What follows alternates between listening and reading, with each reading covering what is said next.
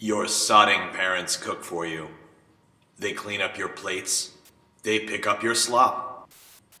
It was the best of meals. It was the best of meals. It was the worst of meals. What did you say? What did you say? It was the worst of meals. Worst of meals. You blocked it out. You blocked it out. You tried to stifle the memory, but it came roaring back. How those mushy lima beans looked. How they smell. You tried to let go of the taste. How it felt. Mashed to a paste in your mouth. You tried to forget those childhood dinner disasters. Chapter 1. Hub and Meatballs. I was an 8-year-old boy in 1979, more clever than an 8-year-old chimpanzee, but not by much. Dinner is approaching. Smells begin to climb their way up the stairs, through my bedroom door. Starchy, burnt smells. I craned my head out the bedroom doorway. "What's for dinner?" I asked. It's a moment of great weight for a child. For many, it could be the most tense few hours of their day. Would the dinner meal where you spend a whole hour feature great joy? Or what they felt might be some kind of torture? I want to meet the kid who loves everything their parents make for them. It might be some sort of parental rite of passage, getting your kids to simply accept their plight and fight their way through something. To never complain. "What's for dinner?" I said. "Hub and meatballs." Oh, God. Ugh. Crestfallen is a word. So is massively, royally bummed. I go no further with the questioning, for when she said those words, I knew I didn't have to ask the woman if the peas and the mashed potatoes would be making an appearance on the plate. Frankenstein was a monster because he was perceived as such, a slapped-together assemblage of a person. As such, these three elements together was monstrous. 3 mediocre to bad items are far worse when assembled on one plate.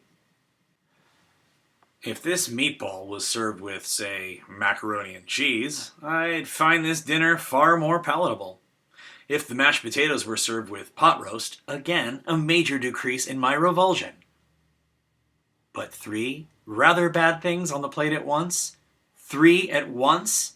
Why did she have to do it this way and keep doing it again and again and again? It was starting to seem personal, this trifecta of mediocre. It always had to be. Had to be. Certain things with certain things. With this dish, for example, there were these tin-tasting canned peas and mashed potatoes, which were always gummy and were made with far too much shitty shit milk.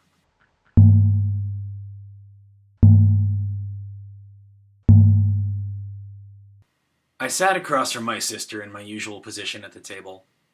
My mother on the end near the oven, and my father on the bathroom end. She and I did everything we could to distract ourselves from the work ahead of us. I kicked the bottom of her foot. I made one of my cartoon cat smiles, with just my upper teeth showing. She held her nose. Hey, did you know that I hate peas? I really, really hate them. My sister blew bubbles into her milk. We laughed again. Peas and mashed potatoes. Together again. Why? It isn't a matter of why, but when. Like, when will you finish your goddamn dinner? My father piped in. Try mashing up the peas and putting a bunch of pepper on it. He said something in a foreign language. To this day, I can't remember what word he said, but apparently mashed up mushy peas is some kind of delicacy in some other place.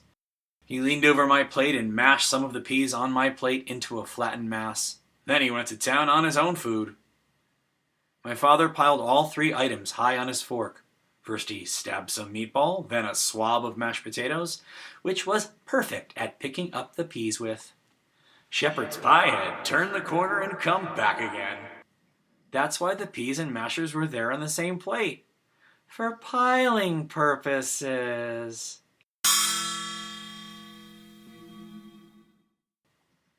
Now, I understand this sounds like the ultimate American comfort food, this deconstructed shepherd's pie. But these peas, they were literal slime balls, and those meatballs, they were big. When you look at the moon through a telescope and you can see every crater, every rivulet, you're astounded at all the detail. I looked at the meatball the same way, rivers of ooze pulsating out of the oversized breadcrumbs, another skin of beef fat sitting in the bottom of the plate. We had all been warned about the horrors of salmonella and trichinosis. Every ounce of fat had been cooked out of these meatballs, and my father took this puddle of juice and angled the pan and poured it on top of his mashed potatoes. And then, the piece de resistance. A can of stewed tomatoes dumped on top of those gross meatballs. Whoever came up with this product clearly did not enjoy eating food, and shame on them for introducing them to humanity. I didn't like stewed tomatoes dumped on top of my gross meatballs. So that was the way my parents and many of your parents cooked food for us in the 1970s. Different, simple foods arranged in piles on our plates. We ate them, and we liked them. Accept your plight. This is where I acknowledge what an ungrateful little prick I was. That at least I had food on my plate. At least you have that. 3 squares a day. All the nourishment you need. It did not matter one little bit to me. There are children starving out there in places you can't imagine. How many of us have been told these words? How poignant this teaching moment. This woman who bore us would ply us with empathy, even up there in chilly Connecticut. I don't know any of them, I said. What did you say? These kids. Who are they? What do they look like? I said. You're asking me what they look like? Huh, I guess. Those kids in the commercials. You've seen them, haven't you? Her face was red and her mouth was grim in a lipless grimace.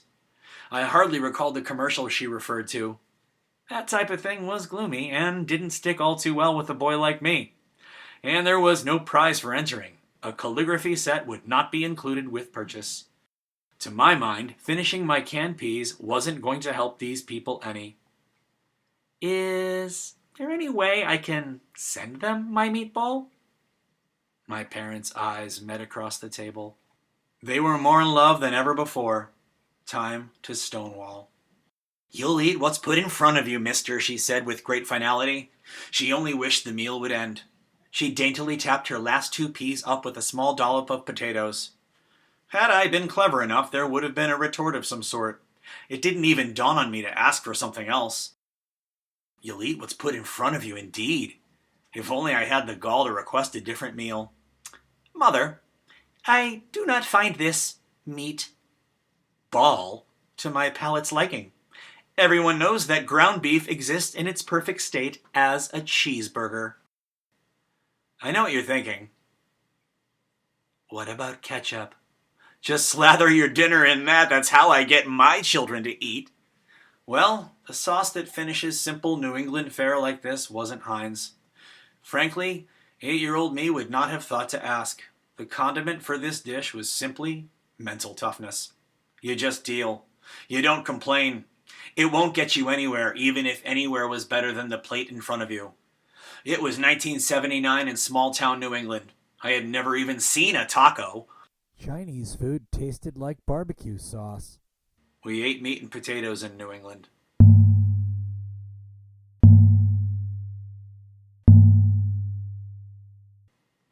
The meatball was cold. The peas were cold. Worst of all, the mashed potatoes were cold. There was only one thing worse than mashed potatoes, and that was cold ones.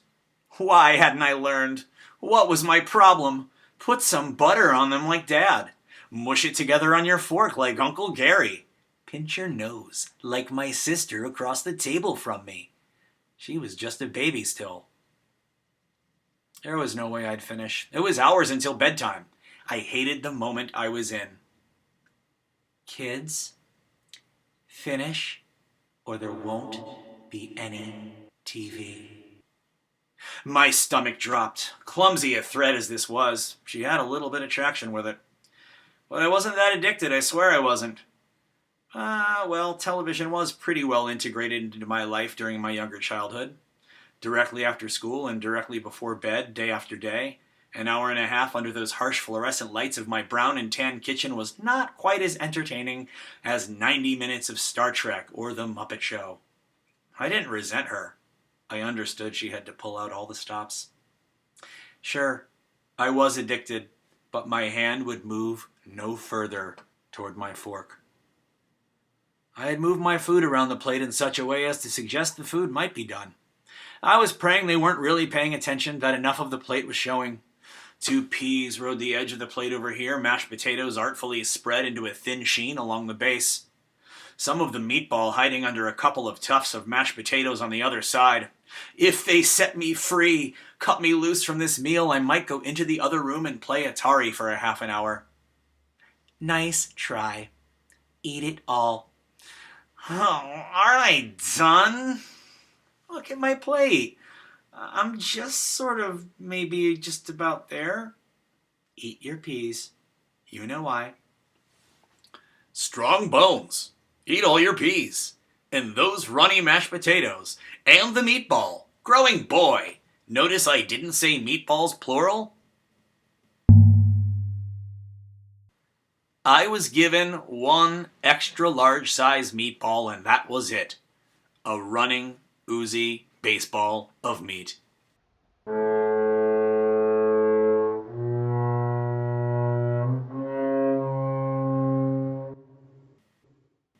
I can remember waiting until my father had fallen asleep on the couch in front of the television and my mother engrossed in the same television show. And myself and my sister, she's 4 years younger, so she's following my lead, not knowing what to do, how to act. This is rebellion. In fact, one of my earliest acts of it. I simply walked to the garbage can and gently scraped the peas and mashed potatoes into the trash bin. I felt that if I did it quietly and didn't clang the fork onto the plate, all would be well. There was a kid who knew it all, and that never changed. He grew into a fine young man who also knew it all. His arrogance was met with indifference, unable to meet women or make any friends, but he sure as hell knew a lot about meatballs because later in life, right after dropping out of college and disappointing his parents, he learned how to make meatballs at an Italian restaurant. Just squash the meatball down and pretend it's a burger. It's not the same. Just mash the peas into a kind of hummus. What's hummus? Just swab the peas up with the potatoes. It's good together. I don't wanna. I don't like that. Well, aren't you a first-class ingrate?